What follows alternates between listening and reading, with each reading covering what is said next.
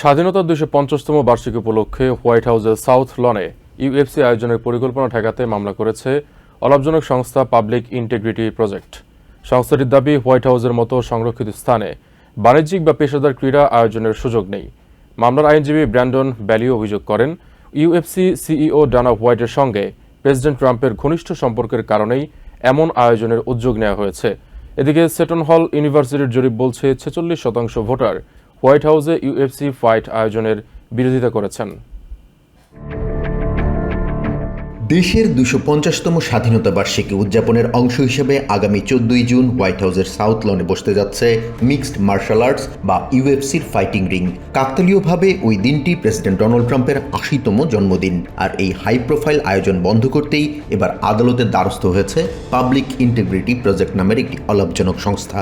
মামলায় ইভেন্টটির উপর জরুরি নিষেধাজ্ঞা জারির আবেদন জানানো হয়েছে। মামলার আইনজীবী ব্র্যান্ডন ব্যালিও জানান, ন্যাশনাল পার্ক সার্ভিসের নিয়ম অনুযায়ী ন্যাশনাল মনুমেন্ট বা হোয়াইট হাউসের মতো সংরক্ষিত ফেডারেল জমিতে কোনো বাণিজ্যিক ও পেশাদার ক্রীড়া প্রতিযোগিতার অনুমতি নেই। ইউএফসি ইভেন্টের জন্য নির্মিত বিশাল কাঠামোর জন্য ট্রাম্প প্রশাসন কংগ্রেসের কোনো পূর্ব অনুমতি নেয়নি, এর পরিবেশগত প্রভাবও মূল্যায়ন করা হয়নি। ট্রাম্পের সাথে ইউএফসি প্রধান ডানা হোয়াইটের ব্যক্তিগত দীর্ঘদিনের বন্ধুত্ব কাজে লাগিয়ে এই স্থানটিকে ব্যক্তিগত ও বাণিজ্যিক মুনাফার জন্য ব্যবহার করা হচ্ছে বলেও অভিযোগ করেন তিনি। তবে জাস্টিস ডিপার্টমেন্টের সাবেক অ্যাক্টিং অ্যাসিস্ট্যান্ট অ্যাটর্নি ম্যারি ম্যাকর্ড জানান, বাদীপক্ষ যদি এই ইভেন্টের কারণে সরাসরি কোনো ক্ষতি হচ্ছে কিনা তা না দেখাতে পারেন, তবে মামলাটি অকার্যকর হয়ে পড়বে।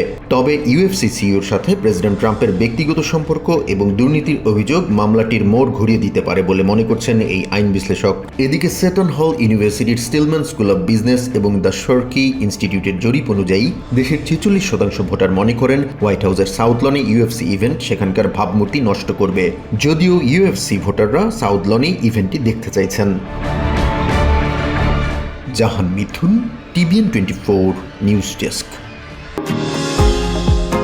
নিউ ইয়র্ক থেকে সম্প্রচারিত টিভিএন 24 টেলিভিশন বিশ্বজুড়ে বাঙালির কণ্ঠস্বর।